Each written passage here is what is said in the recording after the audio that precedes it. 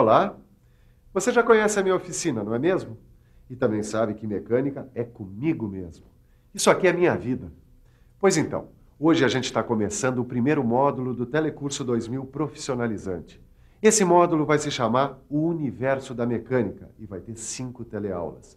E nessas 5 teleaulas, a gente vai dar um verdadeiro mergulho na história e vai ver como o homem inventou as suas primeiras ferramentas. Na teleaula de hoje, você vai ficar sabendo como eram feitos os objetos na Idade da Pedra, como os metais começaram a ser utilizados e como o ferro acabou se transformando no metal mais utilizado pela metalmecânica. Muito bem, está na hora de começar a afiar os nossos conhecimentos.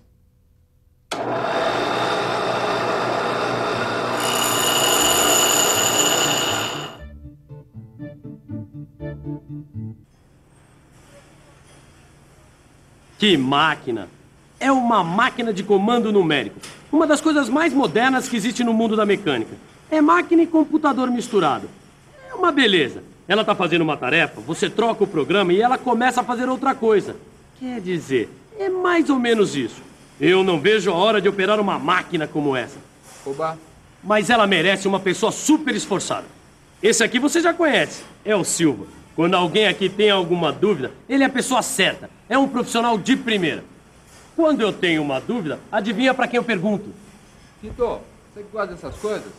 Dá uma olhada nessa máquina aqui. Olha só.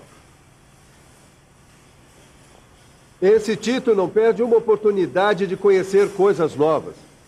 E se tem coisa que ele gosta, são essas máquinas mais modernas. Mas eu já disse para ele que ferramentas e máquinas mais sofisticadas não apareceram do nada, não. Como quase tudo na vida, elas são resultado de uma constante evolução. Essa história do uso da ferramenta é coisa que começou, há muito tempo. História que você prometeu começar a me contar ainda hoje. Opa, fim do turno. Fim do turno, começo da nossa história. Vamos lá para a sala de jogos, que a gente já vai começar a falar nessa história já. Promessa é dívida.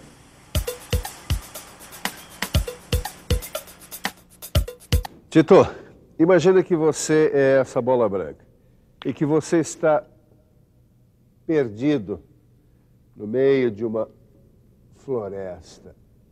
Uma floresta imensa, cheia de animais selvagens, mosquitos, enfim. Como se diz por aí, você está perdido no mato sem cachorro. O que é que você faria para sobreviver? Olha, é isso que eu faria. Eu entraria numa caçapa, ou melhor, numa caverna para me esconder. Mas somente se esconder não adianta, Tito. Para sobreviver numa selva, é preciso não só se esconder, mas também conseguir alimentos. E isso, às vezes, significa atacar. Você tem razão. Então a pergunta é, o que eu fabricaria para sobreviver? E você? O que faria ou fabricaria para sobreviver numa situação dessas?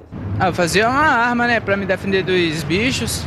Lanças. Poderia pegar uma madeira, transformá-la numa faca.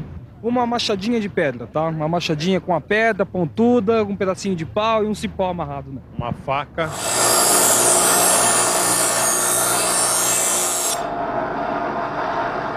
Fazer uma arma é uma excelente ideia para sobreviver na selva. Que tal uma faca como essa aqui, hein? Ah, já sei. Você preferia uma arma mais poderosa? Uma arma de fogo, talvez? Pois saiba que houve uma época em que uma faca como essa aqui seria considerada um verdadeiro luxo. Isso mesmo. Uma época em que o homem abriu seus caminhos a pau, pedra e osso. Uma época que ficou conhecida como a Idade da Pedra. As primeiras ferramentas e armas feitas pelo homem eram de pedra, madeira, osso e chifre. Para conseguir os primeiros objetos, o homem das cavernas teve que aprender a talhar a pedra. Esse foi o primeiro processo usado para a obtenção de objetos. Como a gente pode imaginar, era muito difícil e lento e impedia a fabricação de formas mais complexas.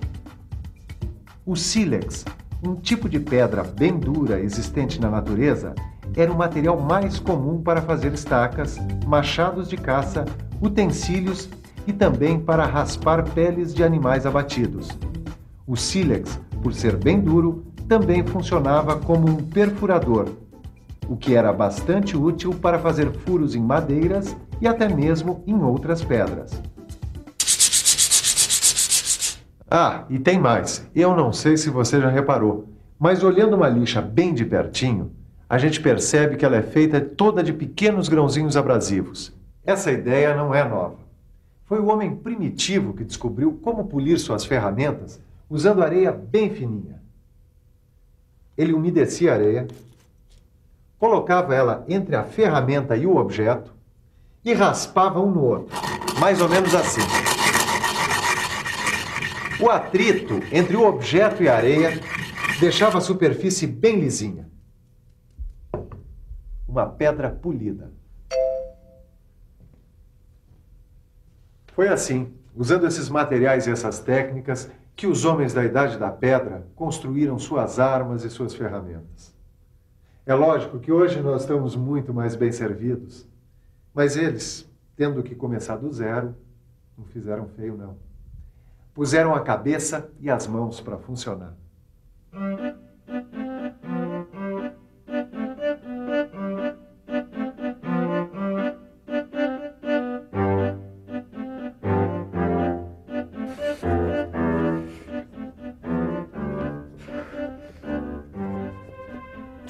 Silvio, isso não dá certo, Silva. Essa faca não corta nada. Esse material de pedra. Tito, acorda, rapaz.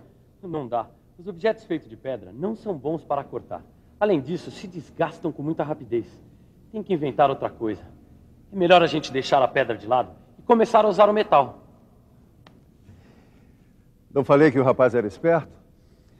A descoberta e a utilização dos metais foi justamente o passo seguinte que o homem deu para melhorar a qualidade de suas ferramentas e armas. Para fazer seus objetos, o homem passou a usar o que ele pensava ser um novo tipo de pedra, uma pedra com um brilho especial.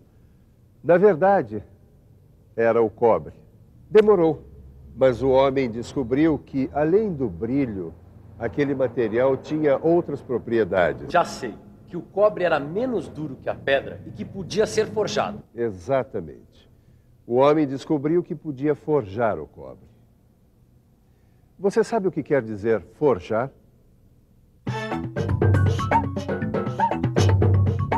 Forjar. Aquecer e trabalhar na forja. Caldear. Forjar um metal. Fabricar. Fazer. No começo, a técnica utilizada para fabricar utensílios de cobre era a deformação a frio, ou seja, era na cacetada mesmo.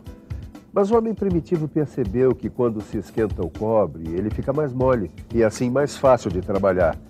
Essa técnica ficou conhecida como forjamento e significou um grande salto na produção de ferramentas, armas, recipientes e até mesmo de joias.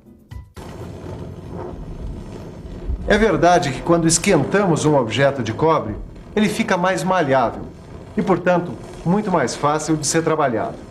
Olha só.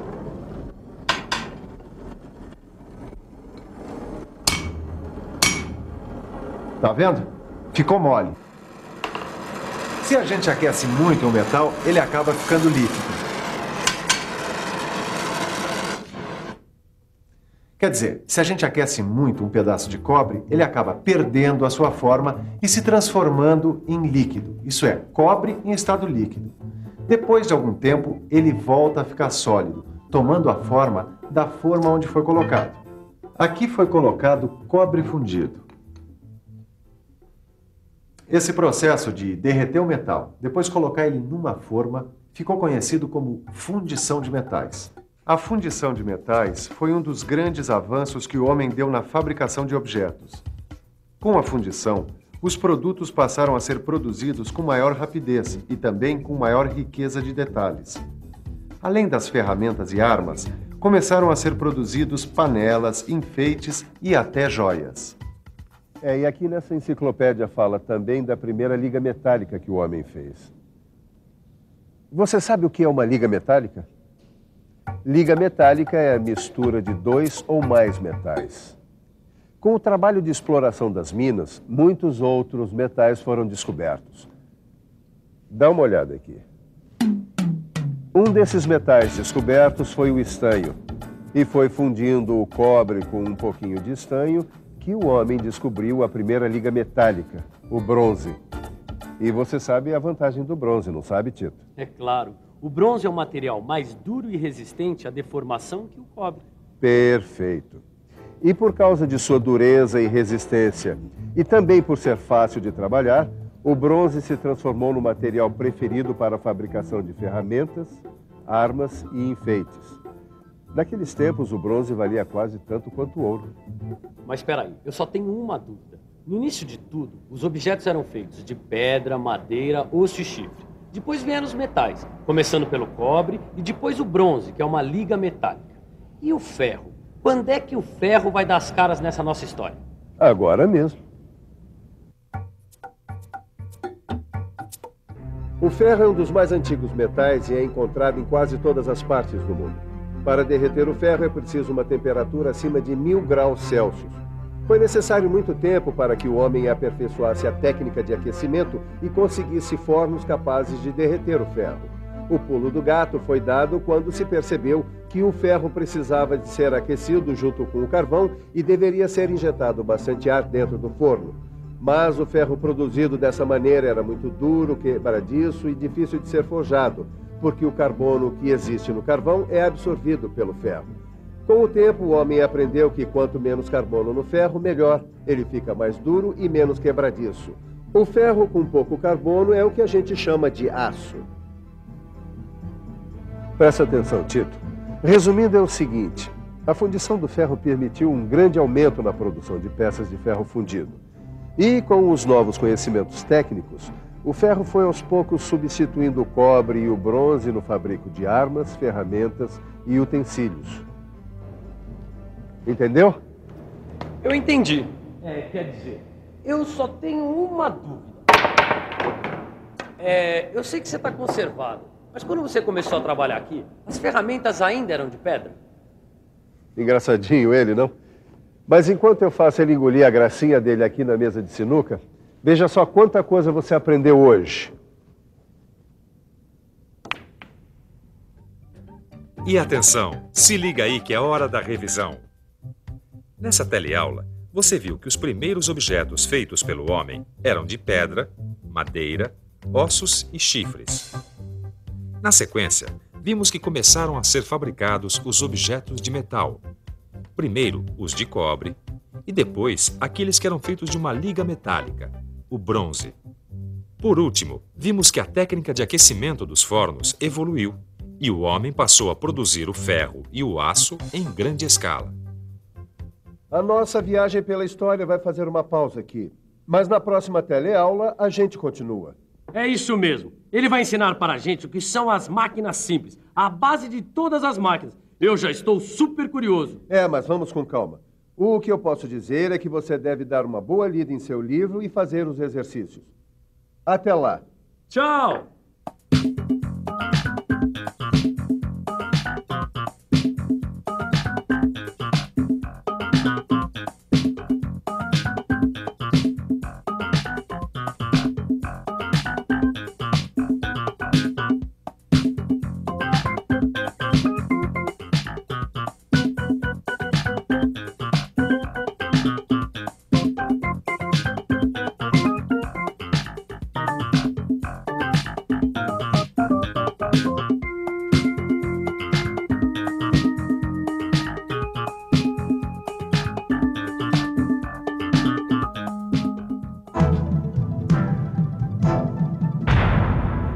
Telecurso 2000, um programa de educação do Sistema Fiesp e da Fundação Roberto Marinho.